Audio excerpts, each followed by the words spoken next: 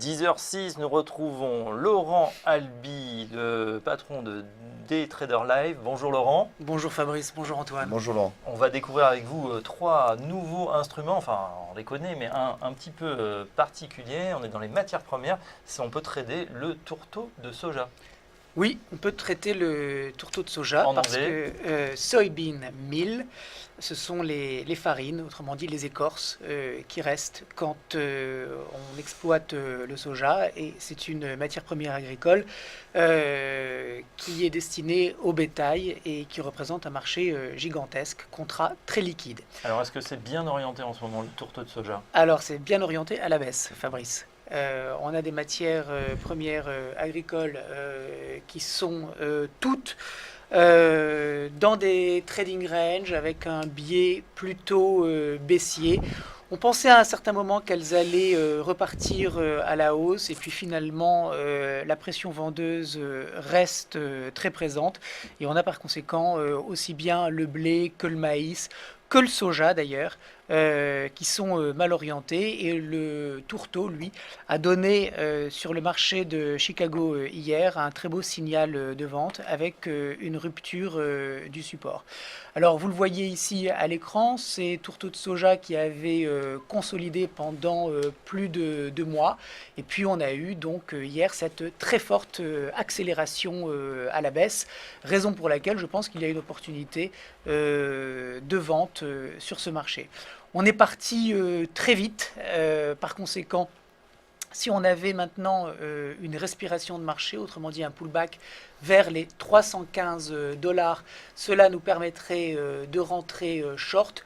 Le stop se place, vous le voyez à l'écran, au-dessus de la petite consolidation intraday, au-dessus de 321,60, et on vise les 300 $.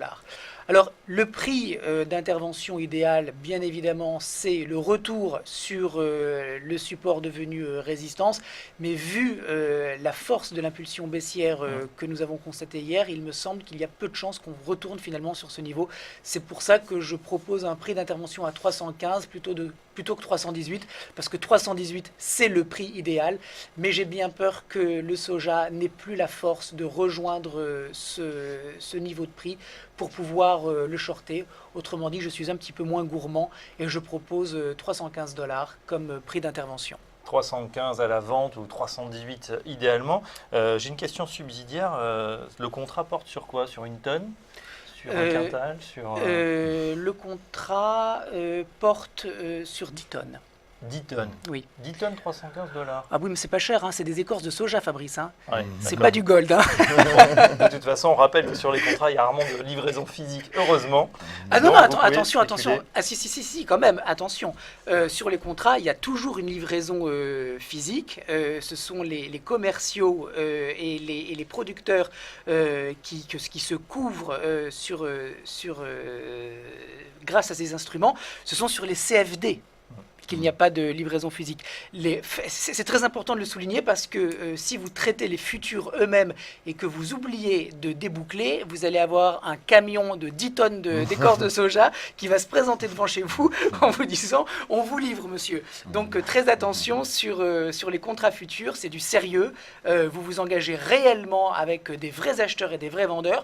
Contrairement au CFD, les contrats for difference, où effectivement là c'est le broker qui se met en place. Alors n'oubliez pas donc de déboucler vos positions. Absolument, avant la livraison. Avant la livraison. Avant l'expiration, on va dire. L'expiration du contrat. Alors je ne sais pas, c'est toujours le troisième vendredi du mois pareil, ou oui. Ça dépend, il faut bien être attentif au calendrier. Oui, absolument. Quand on traite des futurs, il faut être extrêmement attentif au calendrier et connaître quasiment par cœur les dates d'expiration, parce que sinon vous pouvez vraiment être très embêté. Vous avez effrayé tout le monde, plus personne ne traiter sur le tourteau de soja, en tout cas orienté à la baisse. Alors Laurent, on va parler maintenant de devises. Oui.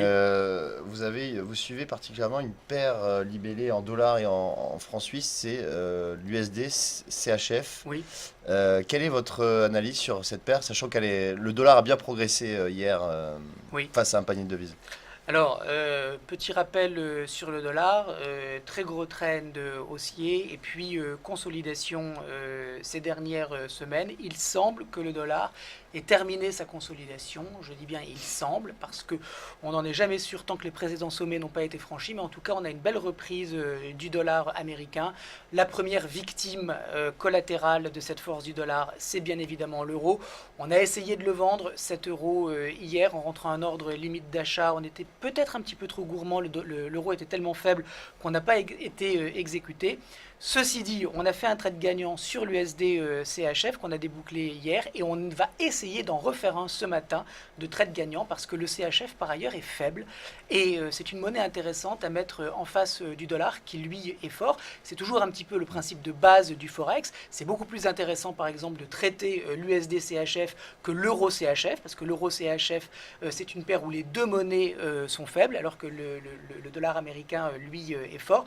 Par conséquent, on a un trend haussier en intraday qui s'est bien mis en place sur l'USD CHF et maintenant ce qu'on peut viser à terme c'est le retour sur la parité, c'est-à-dire 1 dollar pour 1 franc suisse. Alors si on peut avoir l'écran voilà, de l'USD CHF, j'ai marqué deux stratégies différentes. Vous le voyez donc, on est sur un trade haussier assez significatif. Alors, on peut opérer de deux façons. Soit l'USD CHF franchit les 0,9790 et dans ce cas-là, on rentre un ordre stop achat à 0,98, autrement dit, on rentre sur force et le stop, en fait, on le met sous le dernier creux, c'est-à-dire autour de 0,9725, 0,9720. Soit, deuxième scénario, on est en consolidation et on n'a pas d'accélération immédiate. Si on n'a pas d'accélération, on peut tout à fait avoir soit un retour sur 0,9750, soit même enfoncer les 0,9750 et retourner sur les 0,9725. Donc dans ce cas-là, je privilégierai un ordre limite d'achat vers 0,9720, 0,9730 avec un stop à 0,9650. Donc on n'est pas trop sûr encore de l'évolution, de l'itinéraire, on va dire, que va prendre l'USD CHF dans les prochaines heures. Donc voilà, on a ces deux alternatives. Voilà, ces deux alternatives pour pouvoir rentrer sur le marché. Une question d'ordre technique, en tout cas de technique de placement d'ordre. Vous parlez d'achat stop. Est-ce que vous pouvez nous expliquer? Parce que pour l'investisseur lambda, c'est vrai qu'on se dit mais pourquoi acheter à 0,98 quelque chose qui se paye aujourd'hui en dessous? Parce qu'il ne faut pas rentrer tout de suite. Quelle est la stratégie d'un achat stop? Alors, la stratégie, plutôt la tactique utilisée lorsque on met en place un achat stop, c'est d'avoir la confirmation ou la validation du scénario qu'on anticipe. On est actuellement dans une petite consolidation au-dessus d'un support. On ne sait pas si cette consolidation va se terminer ou pas. Regardez, on pourrait tout à fait envisager, par exemple, la création d'un rectangle, c'est-à-dire une borne haute à 0,9790, là où on est actuellement, une borne basse à 0,9750, et on pourrait avoir une consolidation latérale. Si on rentre un ordre stop, ça veut dire que la consolidation est terminée. Pourquoi la consolidation serait terminée? Eh bien parce qu'à 0,98, on a un nouveau sommet. Si on a un nouveau sommet, cela signifie qu'on a une reprise de la tendance et par conséquent qu'on rentre sur force, autrement dit, on joue le momentum haussier. Donc on utilise des ordres stop, qui sont toujours, quand on est long, des ordres qui sont exécutés au-dessus des prix actuels parce qu'on a envie d'avoir plus de confirmation du scénario qu'on anticipe. Donc on a des ratios rendement-risque un petit peu dégradés, mais des probabilités qui augmentent. Et dans le cas présent, comme je ne suis pas sûr que la reprise va reprendre tout de suite, je rentre un ordre stop à 0,98. Et puis si on consolide, voire qu'on casse le support, on rentrera beaucoup plus bas. On va attendre de voir ce que propose l'USD CHF. Oui, ce que vous décrivez, ce sont des stratégies sur cassure de niveau, en fait. Hein. C'est lorsque vous cassez à la hausse ou à la vente, à la hausse ou à la baisse un niveau, vous rentrez donc en position. Donc c'est là où le signal se fait. En fait. Voilà, exactement. Donc on rentre un ordre limite d'achat si on pense qu'il y a un repli qui va se mettre en place et qu'on essaye